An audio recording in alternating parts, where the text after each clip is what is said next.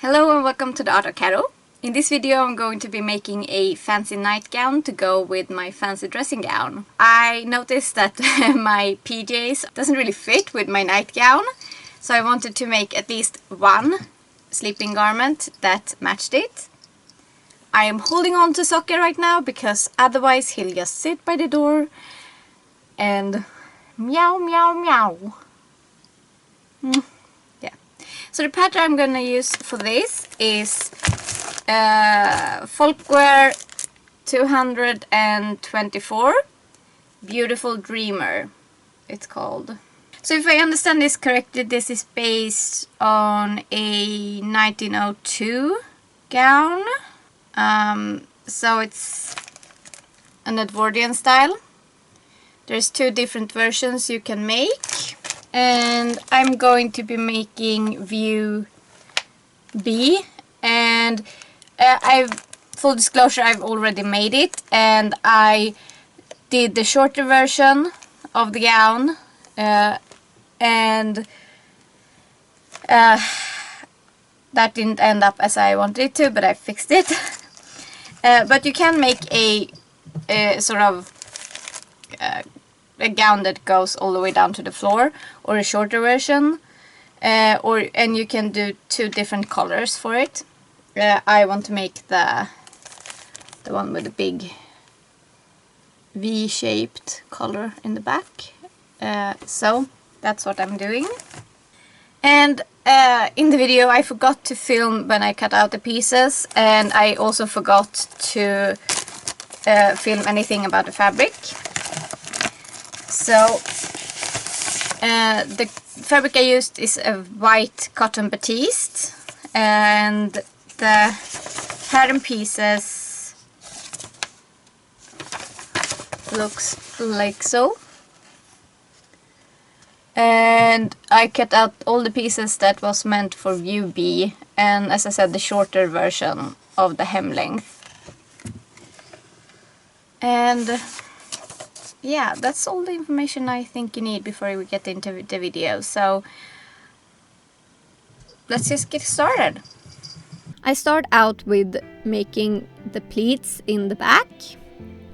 So these box pleats are in the upper back, and I'm just following the markings to make the fold and to line them up, and just pinning them and making sure everything lies evenly. And then I'm stitching them, following the markings. And then I'm folding out the box pleats and press them down, making sure that they are lying as they are supposed to. So if you can hear my cats in the background, they refuse to keep quiet right now, so we'll just have to live with it, all of us. Then I'm pinning the upper edge of the pleats and stitch them down.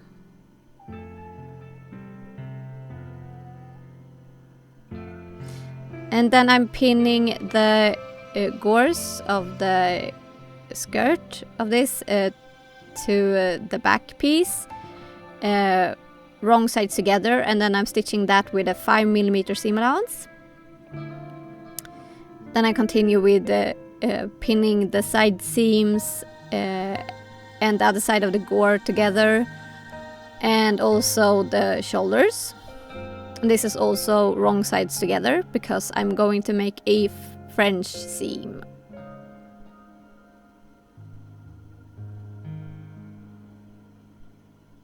And then I'm stitching the side seam,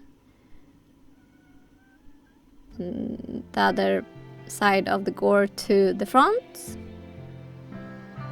and the shoulder seams, all with 5mm seam allowance.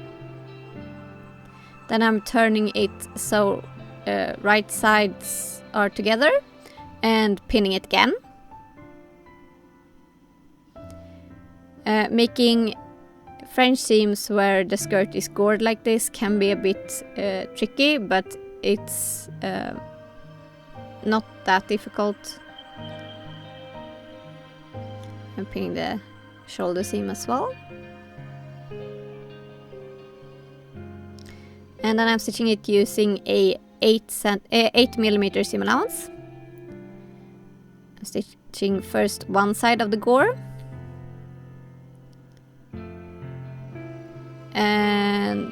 then I'm pinning the other side of the gore. And then I'm stitching that, and then I stitch the side seam. Then I press my seams, making them look lay all nice. And I'm making sure to press the shoulder seam towards the front. Then I'm sewing gatherers to the upper portion of the front panel. And then I'm just marking on the front panel and the front yoke to make sure I can gather it up evenly to the yoke.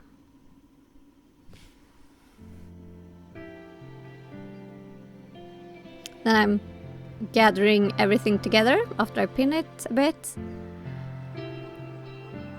And then I'm evening out my gatherers. And make sure to pin the gatherers down to make them lie fairly evenly.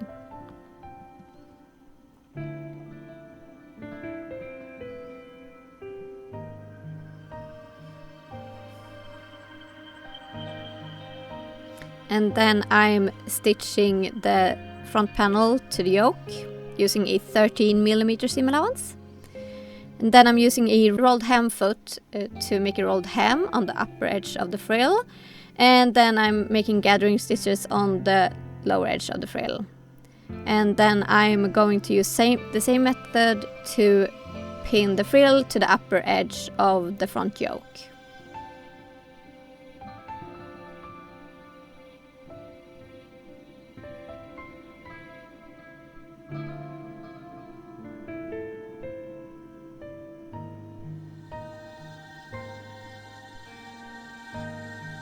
And then I'm stitching the frill to the upper part of the yoke using a 13mm seam allowance. Then I'm folding the seam allowance of the upper part of the yoke down towards the yoke.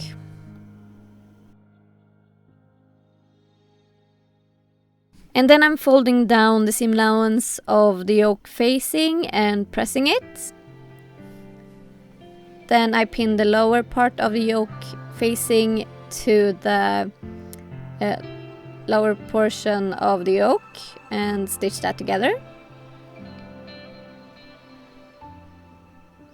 And then I fold up the facing and pin it to the back side of the yoke at the upper edge,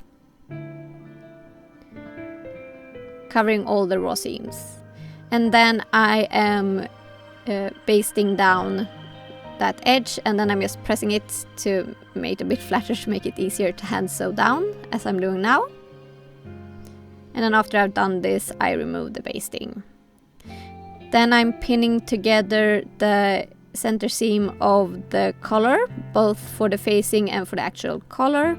And then I'm stitching that using a 13mm seam allowance. Then I'm pressing the seam allowance open and trim the seam allowance down a bit. Then I'm pinning together the frill for the yoke at the center seam and stitch that using a 13mm seam allowance. And then I'm going to fold trim down one side of the seam allowance and fold the other side over it to create a felled seam that I'm now pinning and stitching down the other edge of. Then I'm cutting off the indicated edges of my frill, and then I am using a rolled hem's foot to hem it, and then on the other side I'm sewing gatherers. And then I'm pinning the frill to the collar.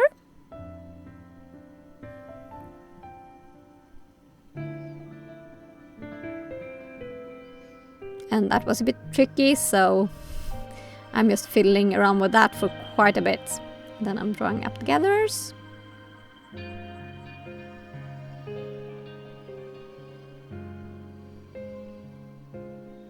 And I'm evening them out. And then I'm doing a lot of pinning. And then I'm stitching down the frill to the collar using a 13mm seam allowance. being really careful with my frills. And then I am folding up my frills towards the collar and pinning them down so they can't be caught in the seam.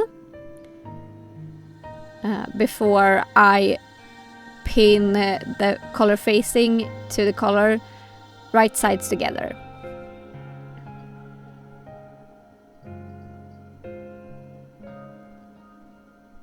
And then I'm stitching the collar again using a 13mm seam allowance.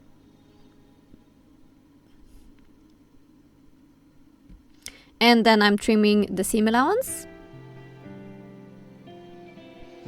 And fold the collar right sides out. And removing all those pins, keeping the frills down. Then I'm giving the collar a good press.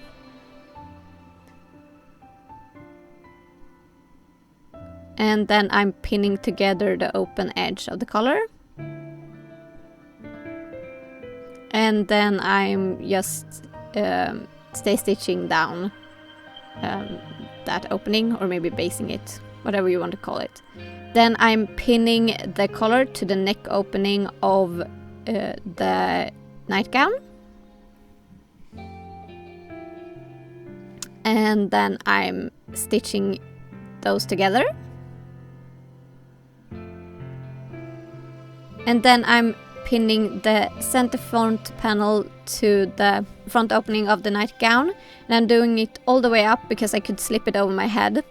And I'm doing these wrong sides together because I'm going to do a French seam again. Or like 2 French seams because each side of the front panel. And I'm stitching at 5mm seam allowance. Then I'm pulling it so it's the right sides together, and then I'm pinning it again, thus creating the French seam.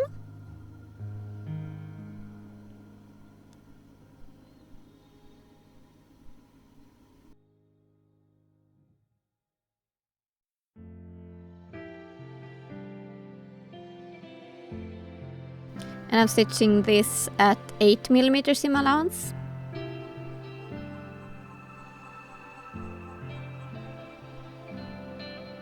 Then I'm cutting the indicated markings on the bias tape. And then I'm pinning the 2 pieces together. And stitching it at 13mm seam allowance and pressing the seam allowance open and just trimming the seam allowance. Then I'm folding up the seam allowance, which is 13mm, and press that down. And then I'm pinning the bias tape to the neck opening where there are raw seams. I had to trim the bias tape to make it fit with the reduced length since I hadn't left a placket opening. And then I'm stitching down one edge of the bias tape to the neck opening, and then I'm trimming the seam allowance. And then I'm folding over the bias tape and pinning it down to the neck. And then I'm stitching that down on the machine. And this is all done on the inside of the garment, so it won't be visible on the outside later on. Then I'm sewing gathering stitches on the sleeve, both at the top and at the bottom. And then I'm pinning the lower edge of the sleeve to the cuff.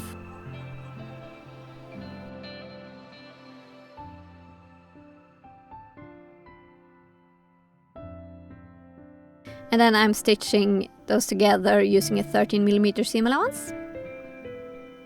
And then I'm using a rolled hem seam to hem my ruffle for the lower part of the sleeve. And then I'm sewing gathering stitches to the other edge of the ruffle. And then I'm pinning the ruffle to the cuff.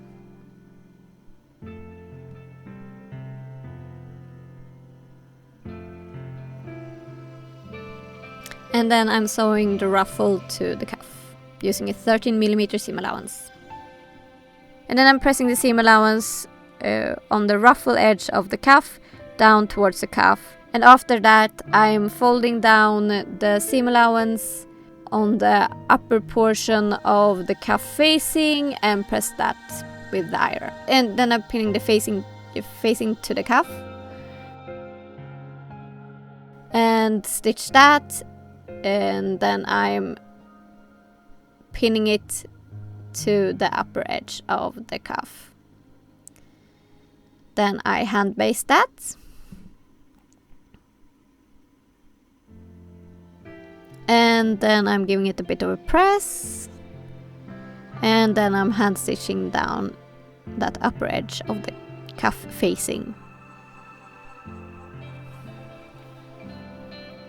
Then I'm pinning together my underarm seam, and I'm doing these wrong sides together. And then I'm stitching it using a 5mm seam allowance. Then I'm trimming the seam a little bit, removing the notches and stuff like that, before I turn it so right sides are together, and then I'm pinning that seam again. And then I'm stitching that seam using a 8mm seam allowance. And then I'm pinning the sleeve into the arm side, making sure to evenly distribute the gatherers in the upper portion of the sleeve. And I'm pinning the sleeve to the arm side, wrong sides together. And then I'm stitching that using a 5mm seam allowance. Then I'm turning the sleeve and the arm side so right sides are together, and then I am pinning it again. And this time I'm stitching with the 8mm seam allowance, thus creating a French seam in the arm as well. Then I'm folding up about 1 centimeter of the hem before folding it again, and then I'm pressing it again.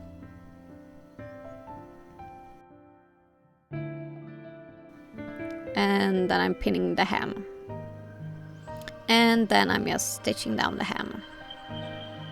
And then I'm pressing all seams that haven't been pressed yet, making sure to press the seam allowance on the arm's eye out towards the arms. So I'm finished with the nightgown basically, and I tried it on and it's too tight around the arms. I mean just here at the armhole, the arm side. And it wasn't on the mock-up, and I didn't think that the facings would add that much bulk, and it doesn't really. I mean, it must have been a difference in fabric. It happens sometimes, but I didn't think the margins would be so small.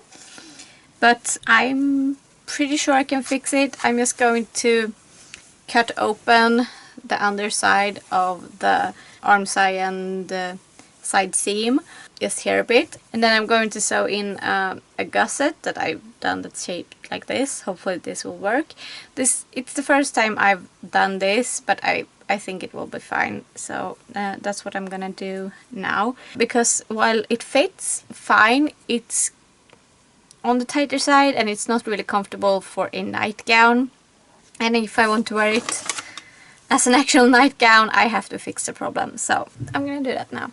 So I'm marking out the line for where I'm going to cut open the underarm, like the pit portion of the nightgown, and then I'm cutting that open, and then I'm pinning in my gusset.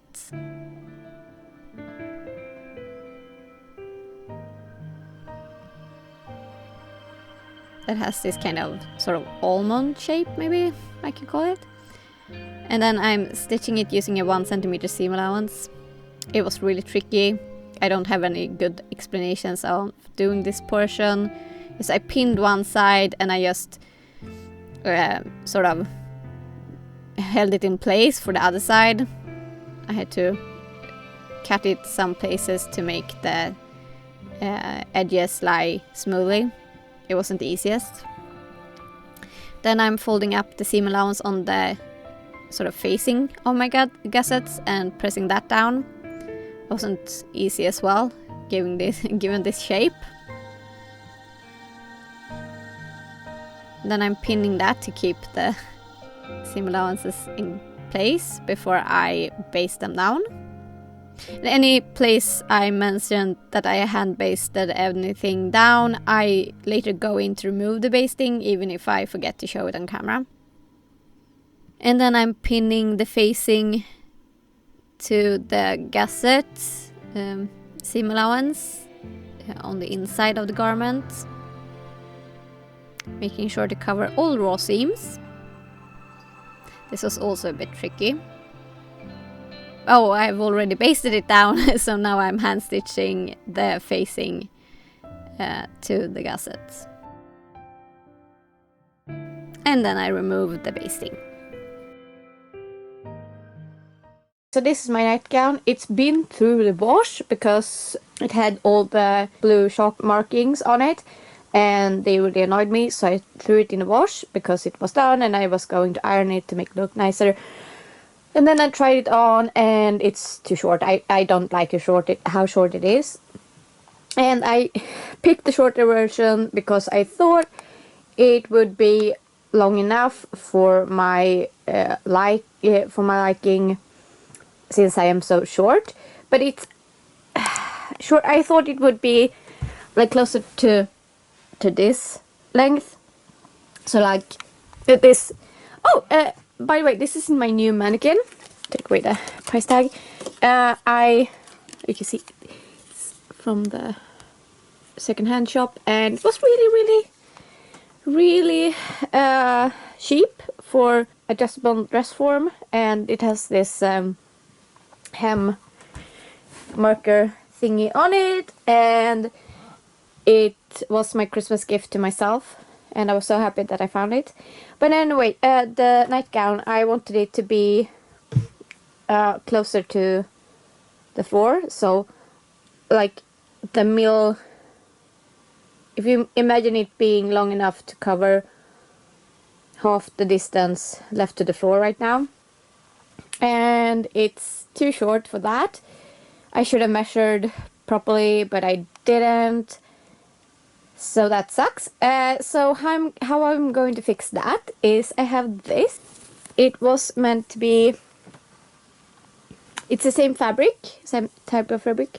It was meant to be a shift or underdress, and it was a bit of an experiment. I don't like how it turned out, but it's quite a bit of fabric, so I'm just going to chop this in half and even out the ends, and then I'm going to open the round of it up so I can make it to one big circle of a strip of fabric, and then I'm going to gather it to the hem of the nightgown, and then I'm going to call it done.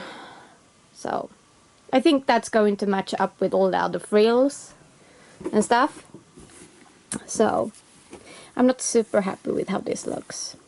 I might do some stitches to keep it gathered a bit more closely, but I'm not sure. I'm not sure how I feel about this entire nightgown right now, but it might be better when it's longer, so that's where I am. So after I had cut open those pieces I needed, I cut out those pieces I needed, I am stitching them together using a felt seam. So I'm not gonna explain it because at this point I was really annoyed. Here I'm using my rolled hem's foot again to make a rolled hem at both the upper and lower edge of my frill, and then on one side I'm also doing gathering stitches in sections to make it easier to gather. And then I'm pinning the gather portion of the frill, portion of the frill that has gatherer stitches to the hem of the garment. And I used the rolled hem's foot on both edges of the frill just to make sure I didn't have to deal with any raw seam allowance.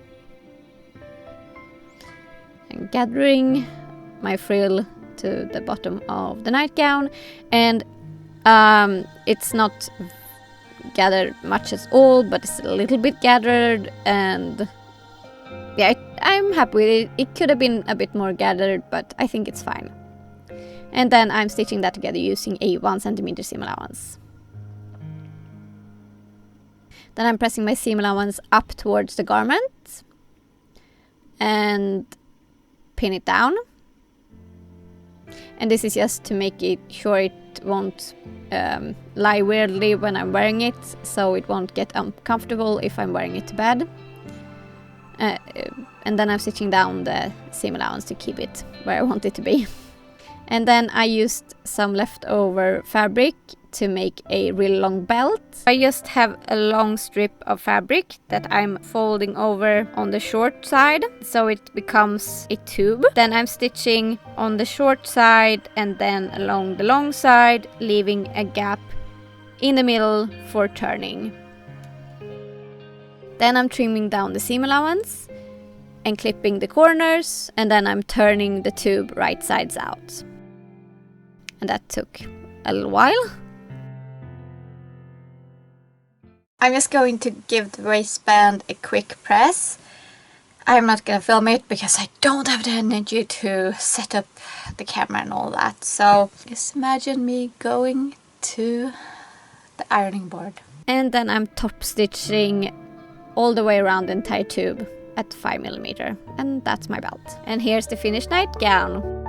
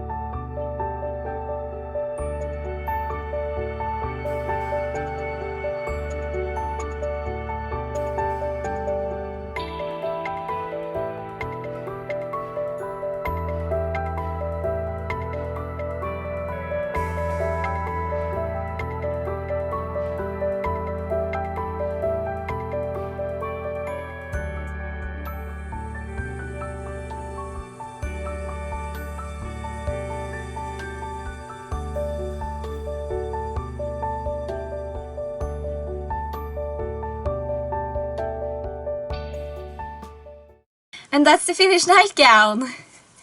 The first version of this, before I made my alterations, was a bit of a disappointment. Not because of the pattern or anything, because I made some wrong choices when I chose which version of the pattern I should use when it came to length, and also because for some reason the fabric I used for my mock-up made the arm side bigger than when I made the real one, so I don't really know what happened there. But I'm so proud of myself for sticking with it and figuring out how to solve my problems, and now it's super comfy and pretty. I wouldn't say that this nightgown is my dream nightgown. I'm not super fond of this bit, for example, and the color is, I don't know, some days I think it's really cute, other days I'm having my doubts. I think it might look cool if I made it more like a dressing gown version with that kind of color. But yeah, when I made the belt, everything just came together and I like the look of it a lot more than without it. I wouldn't ever wear the belt if I'm wearing this to sleep, because that would make it less comfortable for sleeping. But when I'm up and about in the apartment, this will be great because it makes the nightgown much less billowy, and that makes it easier to move about in the apartment. I haven't tried sleeping in the nightgown yet, but I will as soon as the weather is a bit warmer. It's really cold here in Sweden right now, but this will be great when the spring and summer season comes. The only thing that really bothers me about the nightgown is the frill, and I could do without it. If I'm doing another one of these, I'm not gonna do this frill. But the rest of it is really pretty, and once I add the length to it, it looked a lot better.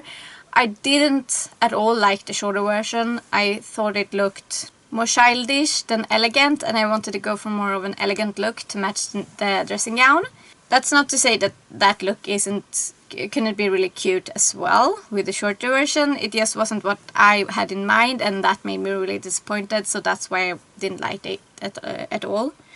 But I am happy with how the cuffs are, that they are just something I can slip on, but it's still sort of tight. I might need to incorporate this into some shirts, because that's really convenient. No buttons, which is great, but I can also not pull them up very far on my arm, which I usually like to have the option of doing when I'm wearing my day clothes, when I'm doing project and I don't want to get my sleeves messy. So, a quick review of the pattern.